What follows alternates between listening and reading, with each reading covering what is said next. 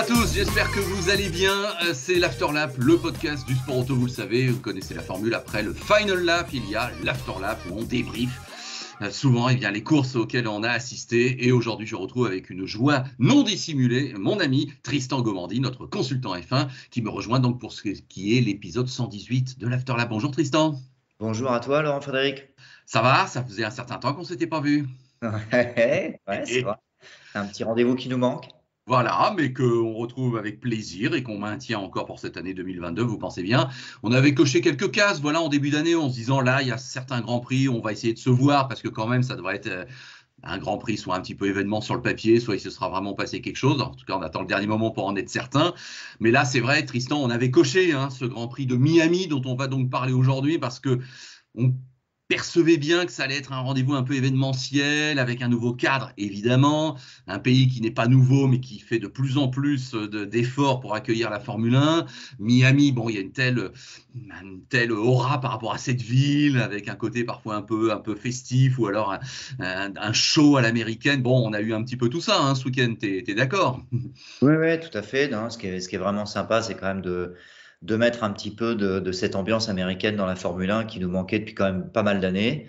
Ils ont cette force de pouvoir convertir l'intérêt sportif avec un show et de faire rentrer un petit peu de fun, comme on sait, ils savent faire depuis très longtemps avec l'Indy, le Champ Car comme on a connu. Donc on le ressent très très facilement. C'est quand même la magie américaine. Voilà, alors on va détailler tout ça.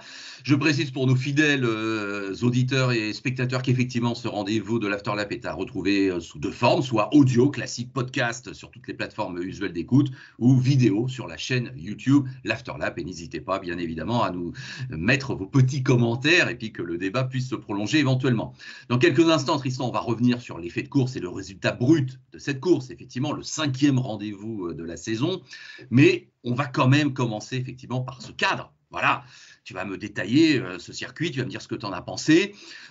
Alors tu sais que pendant longtemps, on a évoqué un côté un peu carte postale de Miami, Miami Beach, l'océan, un peu la plage, le front de mer. Bon, non, on est quand même en centre-ville et on est quand même autour d'un stade de football américain. Là, il y a un côté très urbain. Ouais, c'est vrai. Ça paraît très compliqué, ou alors il faudrait tout simplement organiser le Grand Prix de F1 à Long Beach. Et à un moment donné, ils peuvent pas. Ça me paraît très compliqué de reproduire ce qui est fait à Long Beach. C'est un petit peu ce qu'on attend, parce qu'évidemment, c'est un peu, quand on pense Miami, c'est la plage et, comme tu dis, toute cette partie un peu vacances, ce que peuvent imaginer les Européens. Mais soit ils faisaient ça sur Long Beach, et auquel cas ça pouvait tout à fait se comprendre et ça pouvait être aussi un événement assez extraordinaire, ou alors comme ils savent le faire, encore une fois, comme on le faisait à Houston, où il y a énormément de circuits où c'est sûr que sur les images, on se rend pas trop compte, il y a des palmiers et c'est beau, et d'un autre côté, quand on est sur place, on se rend bien compte qu'on est sur un parking. Oui. Mais bon, là quand même, il faut quand même prendre en compte que c'est un vrai tarmac. Ils ont fait un vrai circuit avec du bitume, plus ou moins réussi, parce que Oui. il semble y avoir un petit problème de granulosité et de fabrication avec les matières premières sur place. Mais en tout cas, il y a un vrai circuit. Bon, alors il plaît pas. Toujours est-il qu'ils ont quand même réalisé un vrai circuit urbain avec un vrai bitume. Oui, voilà. Alors, moi, je suis en train de te parler, de regarder le dessin de ce tracé. Moi, ce qui m'a surpris, et j'imagine comme beaucoup de monde, c'est ce côté, entre les virages 11 et 16, la partie sinueuse. Alors moi, honnêtement, je n'avais pas du tout anticipé que ce serait aussi sinueux à ce moment-là, avec notamment une chicane qui, depuis, a été considérée comme une chicane Mickey Mouse. Tu en as entendu parler de ces quelques critiques qui, quand même, ont commencé à fleurir. Ça passe sous l'autoroute. La piste, j'ai l'impression qu'elle fait 3 mètres de large, pas plus. Moi, j'avoue que ça m'a surpris. Et toi? Non, parce que les Américains, D'accord. ils n'ont pas de limite. Oui. Donc, ils sont assez friands des chicanes, à un moment donné, de casser la vitesse, de rentrer dans des. Ils aiment bien tout ce qui est excessif. Donc, quand ils sont aussi bien excessifs sur les top spin, d'avoir des virages extrêmement rapides, dangereux, et et de jumeler ça avec des chicanes parfois extrêmement lentes ou très spéciales. Comme on en connaît quelques-unes aux États-Unis, mais encore une fois, ça me fait penser un petit peu à ce qui avait été fait à Houston, mais au bout de la ligne droite à Houston, il y a une espèce de chicane. La première fois que vous la prenez, on se dit mais c'est la dernière fois que j'ai vu ça. Enfin, ça se prend en formule forte, quoi. Parce que il faut avoir une toute petite voiture pour pouvoir laisser un tout petit peu de vitesse dedans. Donc c'est assez choquant au départ. On n'a pas ça, on n'est pas du tout habitué à ça. Les seules chicanes qu'on pourrait assimiler comme ça, c'est celle de Monza. Oui, c'est vrai. Non. La première chicane, la chicane 1 à Monza, elle est extrêmement serrée, hein. Ça choque plus personne parce que Monza c'est mythique et qu'on le connaît, mais la chicane est très très serrée. C'est aussi pour ça qu'il y a autant de crash et que ça passe pas à deux, hein. Donc, d'ailleurs là, dans la chicane, personne s'est aventuré à essayer quoi que ce soit. Donc surprenant, non, quand on connaît un peu les États-Unis, il n'y a plus rien qui vous surprend. Alors, je rappelle évidemment que tu parles un peu d'expérience puisque tu as été pilote Champ Car et que tu en as découvert quelques-unes de ces pistes à l'américaine qui sont un peu spéciales. C'est ce que fait que, par exemple, Romain Grosjean cette année. Et oui, il est en plein dans l'IndyCar, il découvre aussi toutes ces pistes et des fois, ça doit peut-être le surprendre. Alors bon, il y a ce côté effectivement très sinueuse qui passe sous l'autoroute avec cette chicane. Malgré tout, juste avant, il y a un petit stadium qui est pas mal foutu. Et on a vu qu'on pouvait même être à deux de front, c'était un peu rock'n'roll, il fallait un peu empiéter sur une trajectoire, mais enfin bon, ça j'ai bien aimé. Bon, la grande ligne droite, ça fait pas non partie de tous les circuits. Il y a quelques grandes courbes rapides, j'aime bien. Il y a des petits dénivelés comme ça qui ont été créés. Bon, est-ce que toi, en tant que pilote, tu te projettes, j'imagine un peu forcément, naturellement, sur des pistes comme ça, tu t'y verrais, tu t'y vois, t'as envie d'essayer, t'aurais envie d'essayer ces nouvelles pistes? Oui, c'est le genre de circuit quand on arrive. Encore une fois, c'est quand même typique des États-Unis, hein. C'est challenging, quoi, hein. C'est vraiment, on a envie d'essayer juste pour avoir le feeling, le feeling du circuit, des courbes, mais ça n'a rien à, on peut pas. Je pense que ce serait une erreur de vouloir comparer ce qu'on connaît bien en Europe, des circuits historiques ou même des nouveaux circuits type F1 qu'on connaît qui arrivent dans le championnat. C'est des choses qui sont complètement différentes. On peut vraiment pas comparer et on peut pas les comparer pour plein de raisons. C'est-à-dire qu'il y a plein de choses qui sont choquantes quand on arrive de l'Europe, mais c'est une partie intégrante de la philosophie à l'américaine. Et c'est de toute façon, on le voit depuis le début des nouveaux investisseurs, toute cette médiatisation, ce côté show qui arrive, c'est typiquement ce qu'ils sont en train de rechercher. Alors, c'est critiquable. Je pense à une chose, c'est déjà aussi la partie extrêmement sale. Il y avait une ligne, Oui. et on l'a vu 15 fois. Dès qu'on sort de 30-40 cm de cette ligne, même si au fur et à mesure du Grand Prix, elle s'est élargie, on a vu 15 fois des pilotes, notamment Gasly, Bottas, énormément de pilotes, Ricciardo, qui vraiment ont été limite d'aller taper, parce qu'en fait, dès que vous sortez de cette ligne-là, vous êtes dans un tarmac, premièrement, qui est récent, donc il rejette encore un petit peu l'huile qu'il y a dedans, mais il y a surtout aussi cette poussière qui est absorbée par le tarmac, et elle s'en va pas comme un circuit qui est là depuis des années, qui fait que, comme on arrive aux 24 heures du Mans, par exemple, évidemment, les 3, 4, 5 premiers tours, ça lève une poussière, ça vient sabler votre casque, la voiture, ça. Mais au bout de 4, 5 tours, on commence déjà à évacuer cette poussière. Et le grip arrive assez rapidement. Là, le grip n'est quasiment jamais venu. Parce que cette poussière et toute cette dégradation du tarmac est venue s'amalgamer en dehors des trajectoires. Et on voit que dès qu'on s'écarte de ça, on reprend pas le grip tout de suite, et alors là, ça devient quasiment comme si on était sur du gras mouillé, quoi. On a du mal à se l'imaginer quand on n'a pas vécu ça, mais ça, c'est assez typique quand même aux États-Unis. Il faudrait que le Grand Prix dure 2-3 jours supplémentaires pour venir mettre un peu plus de grip, élargir cette trajectoire.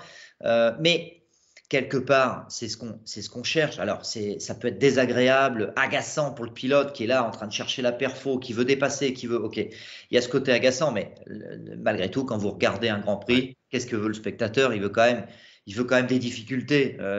D'avoir un pilote qui finalement ne fait aucune erreur du début à la fin et d'avoir 20 voitures d'aligner avec quelques dépassements, c'est pas non plus ce qu'on va rechercher. Donc, Mmh. je comprends un certain agacement de pilote avec les dégagements, le crash Oui, d'Ocon. voilà, oui, ça a été critiqué, ça, qu'il s'est payé 51 G, soi-disant. Enfin, soi-disant, non, on le croit, bien sûr, mais bon.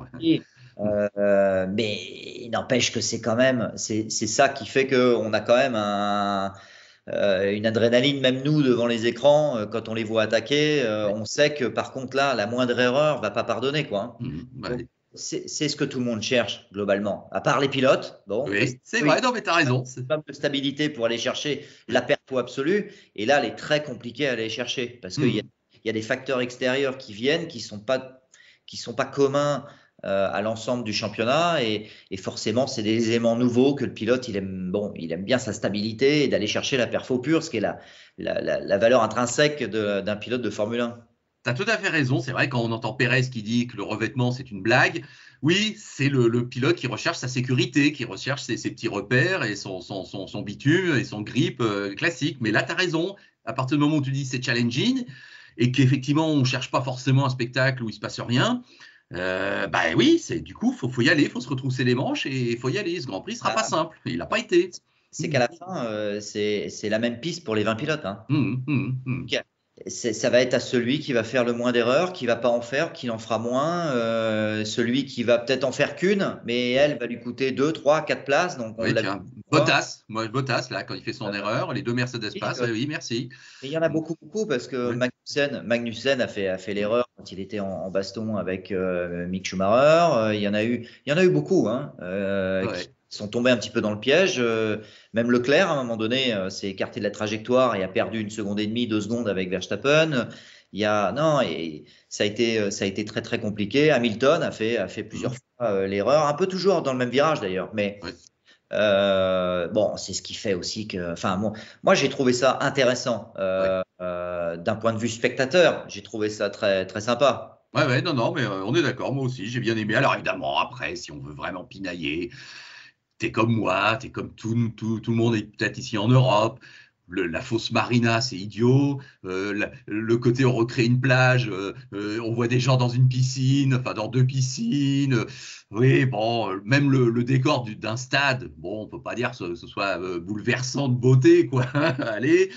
Après, bon, j'ai bien aimé aussi l'intervieweur d'après course qui, je pense, n'avait jamais vu une course de F1 de sa vie. Enfin, les questions, elles étaient complètement décalées. Bon, je crois qu'effectivement, là, c'était pas Martin Brundle. Voilà, là, je fais un petit peu je cherche la petite bête, mais bon, oui, c'est spécial, quoi. Hein. C'est à l'américaine, c'est à Hmm. l'américaine, et ils sont là pour faire le show. Et c'est aussi ce qui fait que les gens vont regarder la télé, les gens vont venir parce que c'est spectaculaire. Ça peut être parfois dangereux. Hmm. Alors c'est pas souhaitable évidemment, mais la course automobile, si on savait, enfin je vous laisse imaginer la course automobile s'il y avait zéro risque. Hmm. Je suis pas sûr qu'il y ait beaucoup de spectateurs Ah ouais. devant leur télévision. Ouais, Hein. bien sûr, bien sûr, bien sûr. J'attendais plus de voitures de sécurité à la rigueur. Tiens, il y en a eu qu'une. Hein, bah dis donc, attends, moi je me suis dit, là c'est un Grand Prix qui va être haché par les safety cars, quoi. Bah non. Hmm. Mais ça, enfin, on va pas faire de Hmm. grande Hmm. philosophie, mais Romain Grosjean sur Canal l'a assez bien dit, c'est que finalement, lorsqu'il y a un danger avéré, connu de tous, avec ce problème de trajectoire, le côté zéro grip sorti à 30 cm près, on se retrouve un peu sur du gras mouillé. Lorsque tous les pilotes ont conscience de pas forcément ce danger, mais cette difficulté, je pense qu'il y a 99% des pilotes, ou en tout cas 95% du temps, les pilotes ont gardé cette petite marge qu'ils ne gardent pas forcément. Et ça vaut aussi pour la route, où souvent, Hmm. Hmm. on va pas rentrer là-dedans, mais Hmm. on a fait des stages de récupération de points, quand on est rendu à 105e, on finit par bien connaître le cours. Et c'est vrai que finalement, personne ne comprend pourquoi il y a des radars dans la ligne droite, mais les plus graves accidents sont en ligne droite quand on estime et que le conducteur estime qu'il y a zéro risque. Donc c'est à ce moment-là qu'on ne fait pas attention et qu'on attaque et que les plus gros crashs arrivent. Donc cette difficulté palpable, c'était tellement visible que je pense que les pilotes ont gardé une petite marge. Ouais. Et que finalement, on n'a pas eu tous les crashs qu'on pouvait imaginer et tous les safety cars qu'on aurait pu imaginer avant la course. Ouais, c'est ça. Alors, dis donc, je voulais te poser une question. Elle me revient en mémoire. Je ne l'avais pas notée sur mon petit pense-bête. Donc, je vais te la poser maintenant, même si elle n'est toujours pas par rapport à la course. Mais quand même, toi, pilote, qu'est-ce que tu penses de cette histoire des bijoux qu'il faut enlever en pilotant, des sous-vêtements qui ne seraient pas complètement réglementaires et donc il faudrait en mettre d'autres. Bon, voilà, c'est vrai que dans le microcosme de la Formule 1, on en parle beaucoup. Il y a Lewis Hamilton qui a la position de rebelle, mais Vettel est aussi, il y en a beaucoup. Alors, toi, bon, tu n'es pas un adepte des chaînes en or et des piercings, donc c'est bon, mais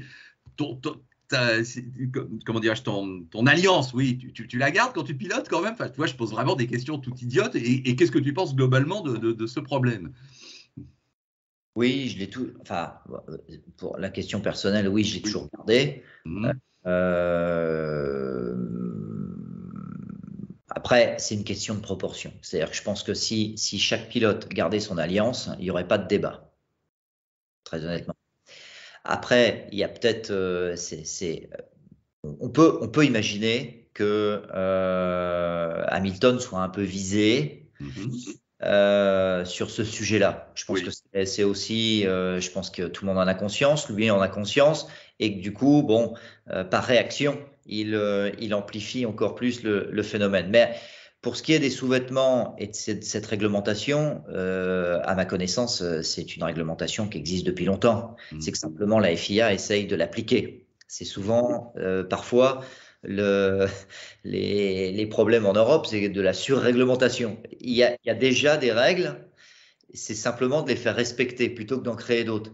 Les sous-vêtements, ça a toujours, enfin moi je sais pas quand est-ce que ça a été validé, mais ça fait très très longtemps que les sous-vêtements en coton, les sous-vêtements, j'ai envie de dire traditionnels, le caleçon, le slip, ce que tu veux, c'est interdit. On doit, soit moi, en tout cas, quand les premières réglementations FIA où on était contrôlé là-dessus, à un moment donné, était toléré soit d'être nu sous la combinaison, soit de porter les sous-vêtements inifugés. Oui. Donc, qui sont des caleçons extrêmement longs, de bas en haut, comme un jogging, mais très serré, pour ne pas que ça prenne trop de place. Mais il n'empêche que ça prend de la place sous la combinaison, le t-shirt inifugé et tout ce qui va avec. Bon, les chaussettes et tout. Donc, tout ce qui est vêtements conventionnels et normaux de tout le monde sont interdits. Enfin, moi, je ne sais pas depuis quand cette règle elle a été pondue, mais elle est vieille, hein, plusieurs décennies.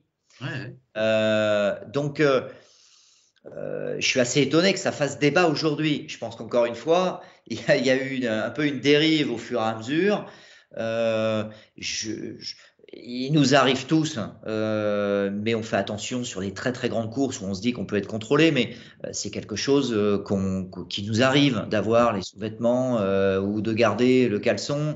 Pourquoi? Parce que quand il fait très chaud, et très généralement, cette surcouche de vêtements inifugés, bon, on a déjà la combinaison et ces caleçons qui sont très longs, qui sont assez chauds malgré tout, parce qu'il y a une épaisseur, elle est quand même là pour résister au feu.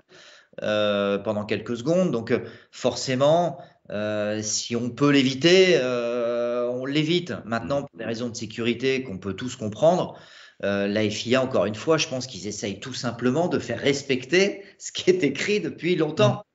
Donc après, que ça déplaise, oui, en fait, je pense que les pilotes, c'est parfois, on est tous un peu des sales gosses. Donc quand on nous dit il faut faire blanc, on fait noir, c'est un peu une réaction. Je pense qu'on a un peu, c'est ce caractère qui fait qu'on va chercher des fois. Et Bon, les sportifs sont souvent comme ça, et voilà. Donc, ça fait débat, mais très honnêtement, je pense que la FIA est tout simplement en train de faire appliquer les règles en vigueur depuis pas mal d'années, hein. Ok, bon, bah écoute, merci pour ton avis éclairé. Affaire à suivre, j'ai envie de dire. Mais bon, voilà, ça fait partie de ces débats qui déchaînent l'environnement F1. C'est les débats, ça fait partie de l'organisation, et puis de les médiatiser. Non, mais très Oui. honnêtement, il peut y avoir. Enfin, c'est pour ça que c'est pas tout ça n'est pas involontaire. Il y a un moment donné, euh, je vois pas bien l'intérêt d'aller parler du caleçon du pilote, quoi. Je veux dire, Oui, c'est vrai que. il y a quand même d'autres débats plus intéressants. Mais Ouais, d'un autre ouais. côté, l'accumulation de ce truc-là, le fait d'agacer un peu les pilotes, le fait ça fait partie du show, et c'est très dans la mouvance de l'organisation et de la nouvelle organisation de la Formule 1 qui, entre nous, je trouve, fait un super boulot. Ouais, On a quand même une entertainment un peu à ouais, l'américaine, ouais. un show, et puis une médiatisation de la F1 qui est un peu nouvelle et qui permet d'avoir quelque chose d'un peu plus humain et de savoir que le Hamilton, il est agacé parce qu'il faut qu'il enlève ses bagues, il faut que. Bon, on est aussi quelque part, c'est les potins. Ouais, ouais. On est tous friands de ça, hein, quelque part. Ah oui, ça fait partie du jeu. Voilà, c'est. Achète un magazine pour avoir les potins. Ouais, ouais, exactement. Bon, allez, on va enfin rentrer dans le déroulement de ce Grand Prix, après tout, mais c'est vrai que ça valait bien une grande introduction et t'écouter attentivement, mon cher Tristan. Alors donc, Verstappen-Leclerc, alors moi j'ai mis ça comme titre de l'épisode, quand Verstappen et Leclerc font ami-ami, en deux mots, ami-ami. Ah oui, parce que les deux sont un peu indissociables. Elle est bonne, non? T'as pas l'air de beaucoup sourire à mon petit jeu de mots, ami-ami, ami-ami, tu vois. Merci Tristan. Non, mais Non, j'étais déjà en train de réfléchir à ta future question. voilà, bon, d'accord. Alors, c'est vrai que depuis le début de l'année, ma future question, elle est normale. C'est Verstappen et Leclerc sont au-dessus du lot depuis le début de la saison. 2 victoires pour l'un, 3 victoires pour l'autre. Avec Verstappen, le bilan un peu contrasté que quand il gagne pas, il abandonne ou inversement, hein. C'est vrai que depuis le début de l'année, soit il a abandonné, soit il a gagné. Mais hier, on a quand même bien eu notre duel qui de fait remplace le Hamilton-Verstappen de l'an dernier, mais on a maintenant Leclerc-Verstappen. Leclerc en pôle, Leclerc en tête en début de course, Leclerc qui se fait dépasser. Et ensuite, est-ce que tu as été comme moi? Tu avais le sentiment qu'il n'y arriverait pas à revenir devant? Ou peut-être si, après le safety car. Voilà, comment tu as vécu ce duel? Ouais, je pense que la Red Bull en course enfin, c'est très équivalent, mais ils ont des points forts et des points faibles à différents stades à différents moments.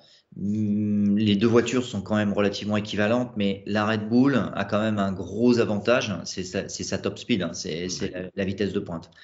Particulièrement en course. C'est-à-dire que, encore une fois, je sais pas, je vais faire un parallèle que je connais récemment, mais quand on roule aux 24 heures du Mans, si on n'a pas la top speed, c'est très très compliqué. Et que quand on passe dans des grandes courbes, c'est très compliqué de rester collé. Donc, surtout avec le DRS, on se rend compte pratiquement que le DRS permet tout juste à Leclerc de récupérer le déficit de vitesse de pointe. Et quand on en est là, c'est très très compliqué. Leclerc, je pense à un moment donné, au restart, avait une meilleure auto, faisait un excellent boulot à titre personnel. Donc le binôme de Ferrari-Leclerc fonctionnait pour moi un peu mieux que Verstappen. Et pour autant, il a jamais pu, sur un simple problème de top speed, c'est qu'il a jamais réussi à revenir suffisamment fort sur la Red Bull pour pouvoir le dépasser. Mais il aurait mérité de reprendre l'ascendant. Après, malgré tout, on sent que Verstappen, il a cette solidité psychologiquement, il est encore un cran au-dessus. S'il y a un point où Leclerc mérite encore de se renforcer, c'est sur le mental, où Verstappen a encore fait zéro faute, quoi, hein. C'est impressionnant parce que j'ai envie de dire, il faudrait regarder, mais enfin, je crois que c'est le seul. C'est le seul, et on l'a pas vu faire une faute. Non, Enfin, non, c'est voilà. vrai, tu as raison. S'il y a eu une faute, elle est tellement anecdotique qu'on n'appelle pas ça une faute, quoi, hein. Et il a recréé l'écart. Donc même si il force le respect parce que même si on peut se dire, bah, Leclerc, il n'a pas la top speed, il n'avait pas le moteur, enfin, il n'avait pas l'aéro, enfin, on le traduit comme on veut. Il y a un moment donné, ah, Leclerc a mérité, Verstappen, meilleure voiture, ok. Ouais, sauf que, ok, Mm. au bout de 3 tours, le Verstappen, il l'a usé et puis il est parti. Mm. Donc, on se dit, bon, bah, j'ai bien peur que Leclerc, même s'il était passé, ils s'étaient pas dit qu'il voit la ligne d'arrivée en tête quand même, parce Mm. qu'il fallait encore se débarrasser de Verstappen. C'était encore une autre histoire. Ouais. Donc, le duel est clairement là. Par contre, on sent encore que Verstappen, il fait pas d'erreur. Ouais. Ça fait quand même un paquet de grands prix où même l'année dernière sur le duel Hamilton-Verstappen, il fait très très peu d'erreurs et quelle que soit la difficulté. C'est Mm. quand même très, très impressionnant pour ça, hein. Oui, tout à fait.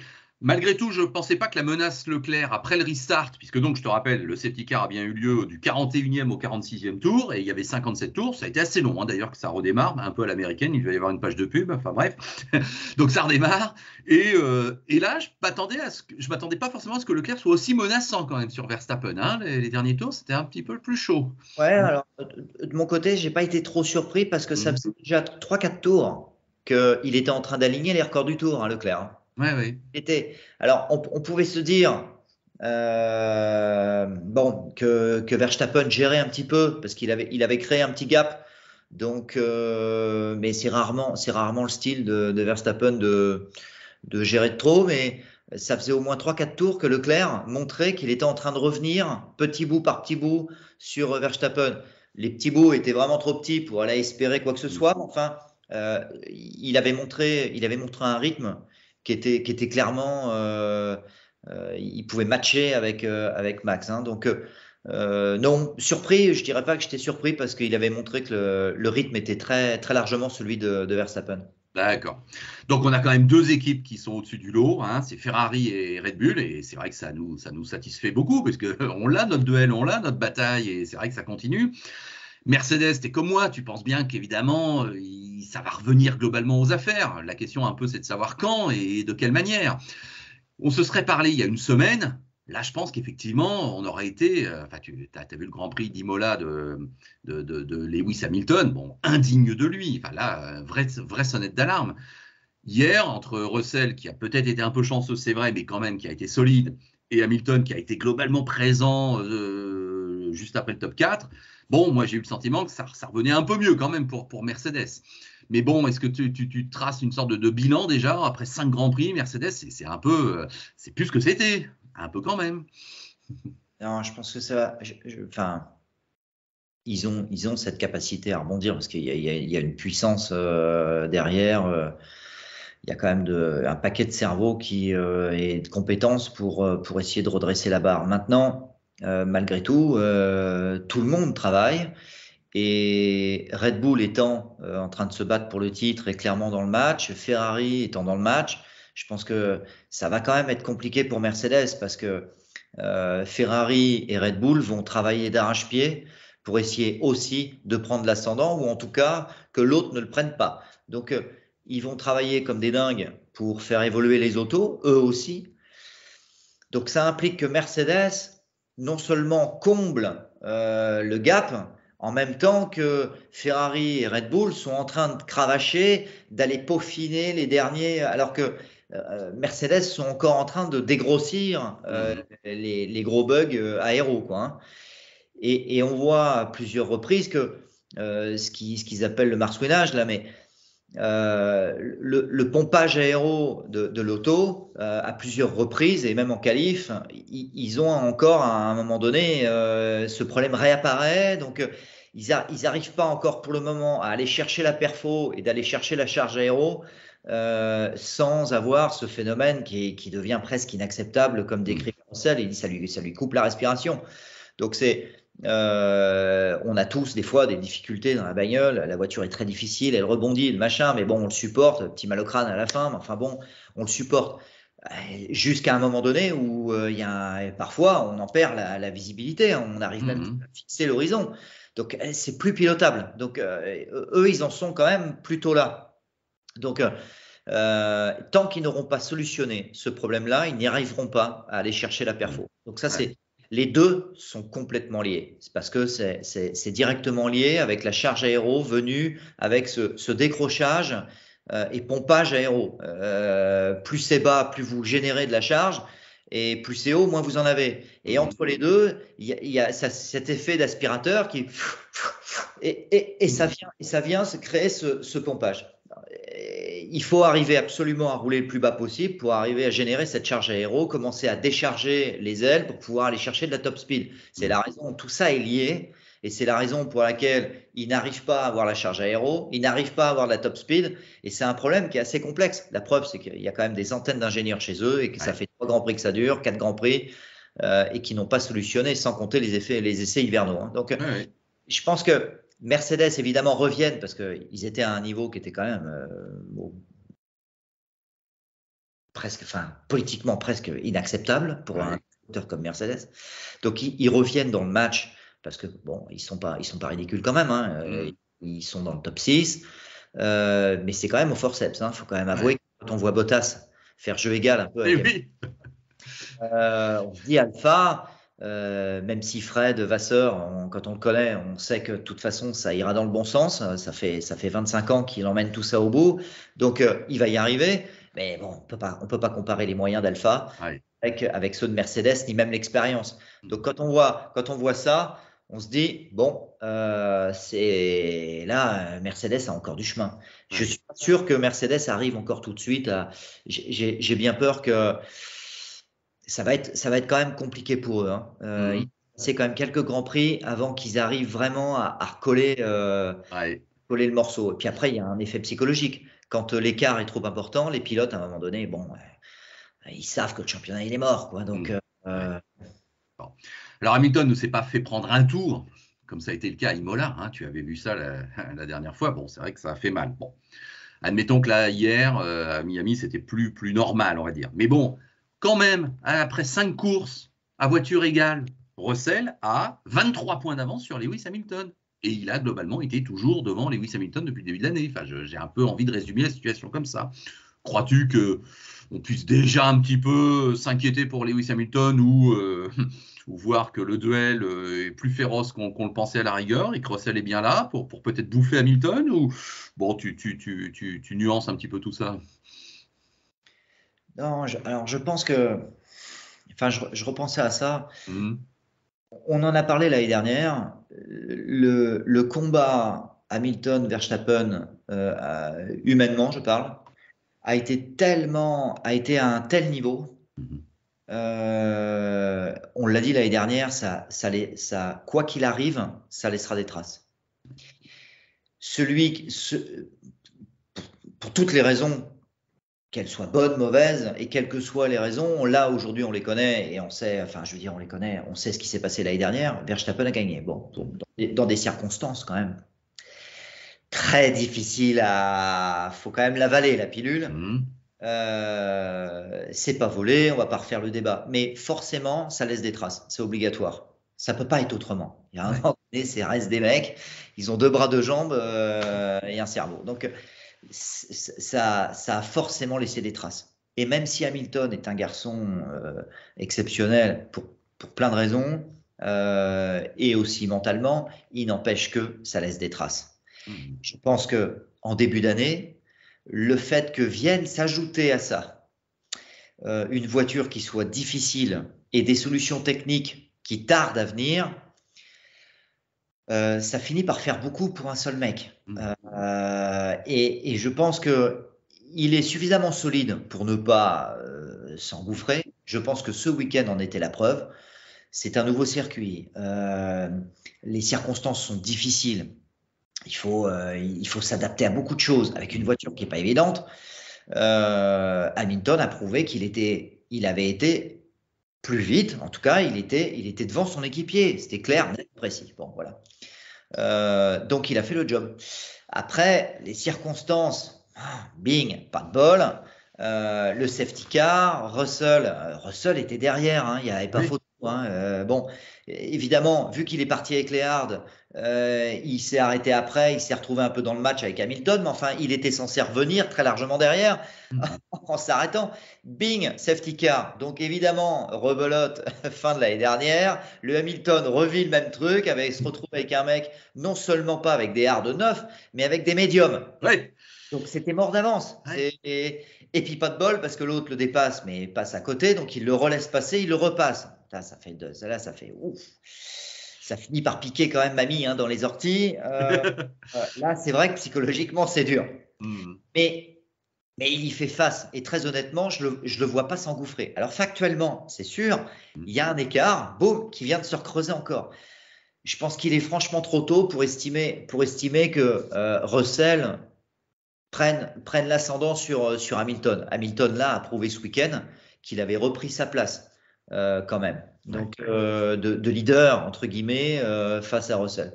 Après, les circonstances, malgré tout, elles ont été encore défavorables à Lewis. Ouais. Donc, c'est comme ça, mais je pense qu'il faudrait… Moi, s'il y a un petit cumul, effectivement, il y a des moments quand on est en pleine bourre, comme il était l'année dernière, sur tout un tas de combats qu'il menait, mais c'était assez impressionnant parce que finalement, aussi bien sur le racisme et tous les combats qu'il met, qui sont extra sportifs, qui à mon avis n'ont rien à faire là-dedans, mais enfin, il les a menés de front et il l'a très bien fait. Autant là, c'est vrai qu'il cumule un peu. C'est-à-dire qu'il y a une voiture, des circonstances un peu difficiles. Il fait le rebelle avec ses bijoux. On voit qu'il y a quand même des moments un peu tendus avec Toto Wolff. Il y a un cumul là où je pense que ça pourrait mériter est-ce qu'il se reconcentre sur la pure course et qu'il y a un moment pour tout. Il y a un moment où tu joues les stars avec 7 titres de champion du monde et tu peux te le permettre à la limite, surtout quand tu fais le job sur la piste. Quand là, les circonstances sont vraiment très difficiles. Qui plus est, il y a un nouvel équipier qui, pour des raisons diverses, est en train de prendre l'ascendant au championnat. Il y a un cumul, il y a un millefeuille qui est en train de s'accumuler. Le gâteau risque d'être indigeste. Ouais, bien résumé. Je pense qu'il est grand temps pour lui de refaire profil bas, de recréer un relationnel sain. Il a ressorti quand même un petit pic à la fin en disant sa stratégie n'était pas très favorable pour lui, les mecs. Oui, il a employé le mot kind, qui effectivement veut bien dire que il a été défavorisé, quoi, littéralement. C'est un peu ce qu'il pensait, quoi. Vous êtes encore un peu loupé là. Honnêtement, ce genre de réflexion à la radio n'a pas lieu d'être. Quand on est dans la difficulté comme ça, il y a un moment donné, il vaut mieux faire un peu profil bas. S'il le faut, et bien sûr, et je pense qu'il s'en prive pas, de choper les gens concernés et de recadrer. Mais je pense que les circonstances font que il est plus temps de créer une cohésion autour de lui, de se reconcentrer sur la course, la pure course, pour redresser la barre, plutôt que d'être un peu en conflit. J'ai l'impression qu'il est en conflit avec la FIA, joue et ses caleçons, et en conflit avec ses ingés. Enfin, il y a un moment donné, ça fait beaucoup. Alors quand vous avez la meilleure voiture du plateau, bon, allez, et que vous avez le talent pour le faire, oui, mais là, je pense que ça mériterait quand même qu'il se reconcentre. Ouais. Allez, pour conclure cet épisode, Tristan, quelques questions en rafale, et puis tu vas nous répondre. L'accident Gasly-Norris, qui a donc provoqué le safety car et qui effectivement a pu nous faire frémir, même dans un premier temps. On se demande s'il ne va pas aller s'exploser, le pauvre Norris, dans le mur. Bon, est-ce qu'il y a quand même un responsable plus qu'un autre? Comment tu l'as analysé, cet accident? Déjà, Gasly, on n'a pas bien compris. En tout cas, il venait de se plaindre un petit peu, zéro grippe. Donc, est-ce qu'il a roulé est-ce qu'à un moment donné, il a roulé sur un endroit justement ou sur hors-piste et que les pneus sont pas revenus tout de suite? Bon, est-ce qu'il y avait un problème de chauffe? On n'a pas les raisons, mais c'est vrai qu'il était à l'agonie. Alors, il était à l'agonie. D'un autre côté, c'est vrai qu'il n'y a pas le grip. Il tire à l'extérieur. Et là, on retombe dans ce qu'on a expliqué tout à l'heure, c'est qu'il y a une espèce de gras, d'huile, de saleté qui viennent se coller aux pneus. Et là, déperdition totale. Ça ne se nettoie pas tout de suite parce que les pneus étaient neufs. Et il se retrouve à sortir du virage. Et là, encore une fois, zéro grip, lui. il est dans la courbe à droite, il est en train de remettre les gaz, de pousser. Il a un léger sous qui le pousse vers la gauche. Et en même temps, Norris, lui, veut profiter de cette occasion et se rabat. Donc, il y en a un qui est en déperdition sur la gauche et l'autre qui a envie de clore le débat le plus vite possible pour dire à Gasly, hop, dégage de là, je passe. Sauf que l'un dans l'autre, il y a un moment donné, je pense que Norris aurait pu laisser un peu plus de marge. Il avait aucune raison d'aller serrer Gasly comme ça. Et puis Gasly, je pense que c'est pas volontaire de sa part, mais il était en train de s'écarter de la trajectoire, en déperdition, 30 km/h moins vite que le rythme qu'il y avait à ce moment-là à cet endroit du circuit. Donc, bon, si j'ai une faute à donner, j'ai l'impression quand même que Norris se rabat sur. Il se rabat sur Gasly, là où Gasly, lui, il est en train de faire ce qu'il pouvait. Et je pense pas qu'il avait l'intention de bloquer Norris. Le gap, le delta de vitesse était tellement important, je vois pas Gasly essayer de bloquer Norris. Par contre, on voit bien Norris venir assez violemment quand même vouloir reprendre sa trajectoire. Bon, l'un dans l'autre, ça ne l'a pas fait, quoi. Ouais. Vettel, Schumacher, qui se sont aussi accrochés. Bon, moi, j'ai cru quand même voir que Schumacher arrivait d'un peu trop loin derrière, mais enfin bon, peut-être que je me trompe. Alors, Mick Schumacher, j'ai bien cru qu'il allait marquer son premier point, et à la rigueur, ça n'aurait pas été complètement immérité, mais non, bon, ça n'a pas fait. Et il s'est accroché donc avec Vettel qui, lui, alors nous a fait, comme d'habitude maintenant, hélas pour lui, le yo-yo. Je suis à la porte des points, je suis dans les points, puis je retombe de 3 places, et puis je m'accroche, et puis j'abandonne. Enfin, un peu à la Vettel, hein, ça va dans toutes les directions. Ouais. Schumacher, pour moi, hein, ça n'engage que moi, mais il arrive de nulle part. Ah oui, je veux dire, je sais pas ce qu'il lui a pris, mais il l'a embroché, Vettel. Oui, c'est ça. Bon. Ça mériterait franchement une sanction, parce que là, ça peut, quand on embroche le mec d'aussi loin comme ça, on voit que Vettel quand même, ça lui lève la caisse, ça pouvait partir en tonneau. Il y a quand même un mur derrière, parce qu'on n'est pas sur un circuit conventionnel. Tout ça aurait pu plutôt mal finir. Donc c'est pas le genre de circuit qui se prête à faire des manœuvres un peu à la con comme ça. Schumacher arrive de nulle part. Franchement, Vettel, il essayait juste de prendre sa ligne. Oui, on est d'accord. Non, dans les tableaux d'honneur, écoute, on en a un peu parlé, mais Bottas, d'accord, c'est peut-être même décevant qu'il soit 7e, et peut-être ils espéraient mieux chez Fred Vasseur et dans toute l'équipe. Mais il est solide quand même, notre ami Valtteri, depuis le début de l'année. C'est sympa ce qu'il fait. Alfa Romeo, là, ça fait vraiment plaisir. Ils prouvent qu'ils ont une bonne auto. Hein. Ils ont une bonne auto. Je pense que Bottas, forcément, il est à des années-lumière de la pression qu'il a subie l'année dernière. Donc, je pense que lui, ça va être du beurre. Chaque Grand Prix, globalement, il sort de la voiture. Et puis là, le dernier Grand Prix, il est acclamé par le team. Et il fait le travail. Donc, les circonstances sont complètement différentes. Il va y avoir, les choses vont quand même changer parce que ce niveau de perfo est en train de s'établir au sein d'Alpha. Donc, c'est quelque chose qu'on va attendre maintenant assez régulièrement. Et la pression va monter petit à petit au fur et à mesure de la saison quand même pour lui. Ça va pas être les vacances.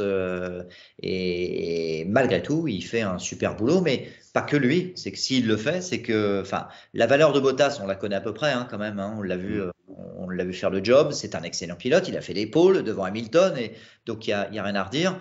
Il a peu de pression. Il va se sentir un peu chez lui. Donc la preuve en est en tout cas, c'est qu'Alfa Romeo a une belle auto. Oui. Tout à fait. A une très bonne auto aujourd'hui. Voilà. Alors, autre tableau d'honneur. Oui, Ocon, qui part dernier, qui fait 8. Fabuleux. Alors, d'abord, peut-être, oui, le safety car a aidé plus certains pilotes que d'autres. Ça, on est d'accord. C'est le même. Voilà.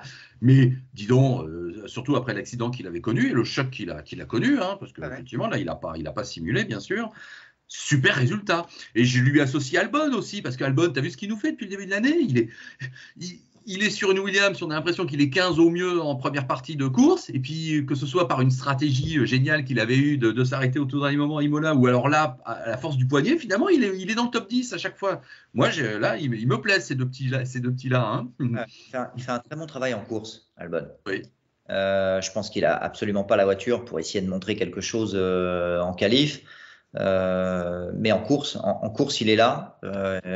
Jusqu'à maintenant, il fait pas de faute. Et Williams lui fait bien profiter des circonstances aussi. Donc, Je pense que c'est bien pour Williams. Bon, après, avec l'arrivée, on peut facilement estimer quand même qu'avec l'arrivée de Porsche Audi, il peut y avoir une évolution parce qu'il y a quand même pas beaucoup d'équipes qui peuvent être ouvertes à travailler avec de nouveaux constructeurs. Donc, ça peut être une très très bonne chose. En tout cas, Albon il a une carte à jouer cette année. À faire du bon boulot et je pense de surfer sur les opportunités qui peuvent arriver chez Williams. Ouais, tout à fait. Donc voilà, là, et puis Stroll, après tout, qui lui aussi démarre des stands et qui fait 10. Bien, bravo, ça mérite une petite étoile. Allez, on va lui décerner tout à fait légitimement, me semble-t-il. Hein.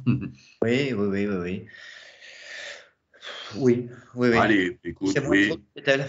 Oui, voilà, c'est ça. Oui, voilà. Et non, oui, bon, c'est vrai que finalement, ils sont dans un endroit un peu, on a du mal à déterminer où est la perfo de la voiture. C'est assez difficile aujourd'hui de voir un petit peu où se situe Aston Martin en ce moment. Hein. Oui, tout à fait, c'est ça. Stroll a du mal à situer son niveau de performance. Ouais. Toujours quand même très agressif. Il est souvent dans les mauvais coups quand même, Stroll. Et puis le pauvre Vettel. Donc pour Aston, c'est quand même un moment où on a le sentiment qu'il leur manque quelqu'un de solide. Quelque part, Aston Martin aurait besoin d'un Bottas, par exemple. Oui, exactement, tout à fait. Bon, écoute, Tristan, c'était comme d'habitude un plaisir de t'écouter parce que c'est toujours pertinent, bien vu, intelligent. Voilà, je suis sympa avec toi, mais tu sais que je le pense sincèrement, donc voilà. C'était donc l'épisode 118 de l'Afterlap. Alors, j'ai envie de te dire que traditionnellement, le Grand Prix d'Espagne n'est pas le plus palpitant de l'année, donc on va le laisser passer. Mais j'aurais tendance à te donner un rendez-vous, si tu es d'accord sur le principe, peut-être après Monaco. Parce que bon, voilà, le cadre, comme toujours, même si parfois c'est aussi une procession, mais il se passe tellement de choses pendant ce week-end. En plus, là, il y aura vraiment un défi de Charles Leclerc à domicile. Ça va forcément compter. Et puis, on sait que Red Bull devrait être bon aussi. Puis, ce sera le week-end où il y aura Indianapolis en même temps. Bon, il y aura peut-être de quoi être papoté tous les deux, hein, tu vois ce que je veux dire, au lendemain de ce week-end. Donc, j'aurais tendance à te donner rendez-vous dans 3 semaines, pas avant.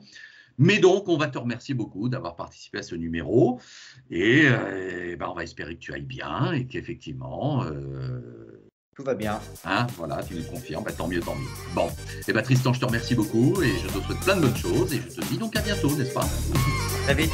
Allez, salut!